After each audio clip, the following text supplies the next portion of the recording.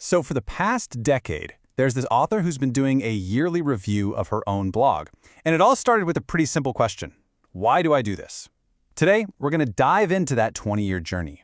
It's this amazing look at how a personal digital archive, all those old posts, can actually become a map back to yourself. I mean, really think about that for a second. What if everything you've ever created, all those words, those projects, those ideas, wasn't just for an audience? What if it was actually a trail of breadcrumbs leading you back to you?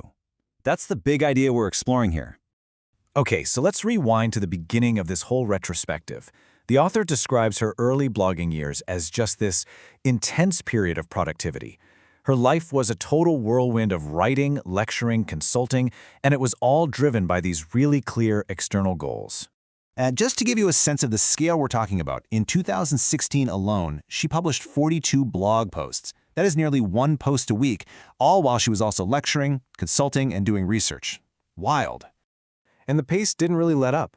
The very next year, 2017, she put out another 30. And look, this wasn't just some casual diary. This was a deep, sustained effort to get her ideas out there in public.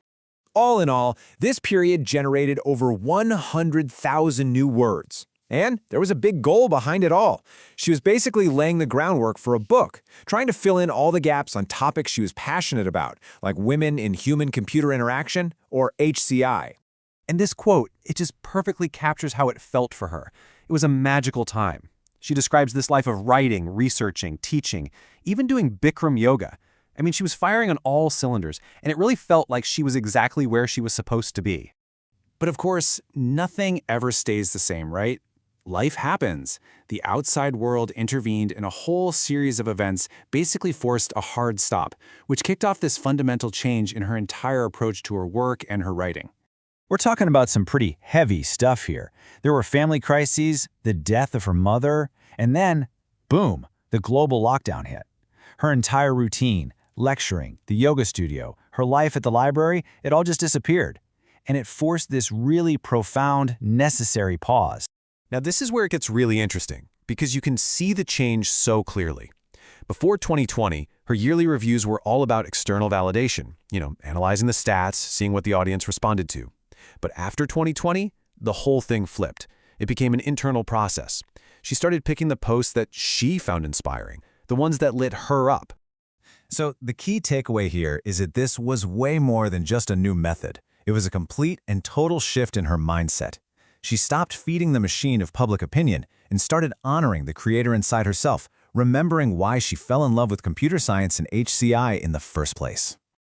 So this new inward focus needed some new tools. I mean, to really understand this massive archive she'd built, we're talking over 343,000 words.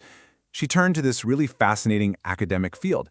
She actually took online courses at Harvard in something called digital humanities. Now, what is that? Well, it's basically all about using computers and computational methods to analyze texts and culture. It's a way to find hidden patterns and meaning in the human experience, which is pretty much exactly what she was trying to do with her own blog. And what could the raw data of her blog actually tell her? Well, she realized she could track things like the number of revisions for each post, or the time between when she started writing and when she finally published it. She could even look at the sections she deleted. She could find themes that kept popping up, and maybe just as important, the gaps, the things she wasn't talking about. And this quote from her course, it pretty much became her new guiding star. The goal wasn't just to analyze data for the sake of it. It was to find data that sparked your curiosity and then use it to answer these deeply personal questions. All of a sudden, her 20 years of writing had become her most exciting data set. So once she had the tools, the project really shifted.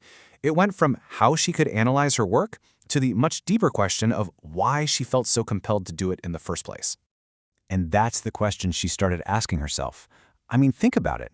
Why would you commit to this deep, data-driven archaeological dig of your own mind? What was she really looking for in there? The first clue actually came from a pretty unexpected place, a social media clip of the actress Gillian Anderson, and this quote just hit her. It wasn't about vanity. It was about this deep human desire to be truly seen and valued, especially as women often feel like they become more and more invisible as they get older. Then the second clue came from this famous line by the poet Emily Dickinson. What the author learned was that this wasn't just some pretty metaphor. Dickinson apparently wrote it after moving. while she was literally trying to find her things and her sense of self in a new home. The phrase was a perfect fit for this project, a conscious, active search for a self that maybe got a little lost along the way. And finally, there's this incredibly powerful myth from the work of Dr. Clarissa Pinkola Estes that just ties it all together. It's the story of La Loba, the wolf woman. She's this wild woman who gathers the bones of old creatures and literally sings over them to resurrect them. It's a story all about reclamation, about bringing what was lost back to life.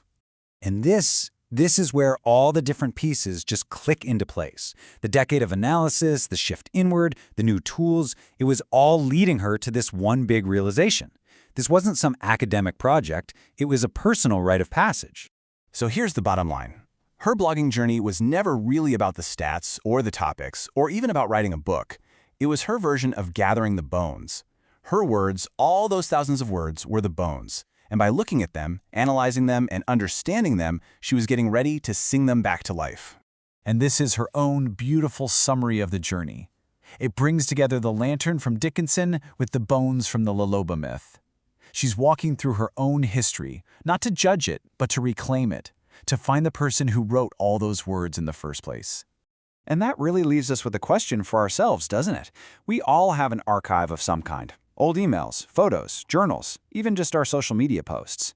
What parts of yourself are lying dormant in that data, just waiting for you to find them and sing them back to life?